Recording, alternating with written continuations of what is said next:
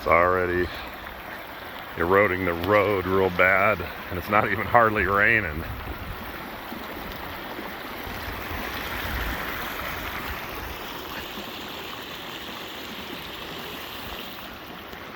Man, when it pours, I'm gonna be at the Grand Canyon in front of my house. That sucks.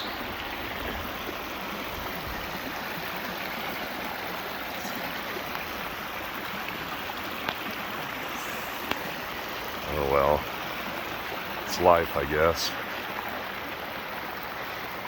It's not one thing, it's another.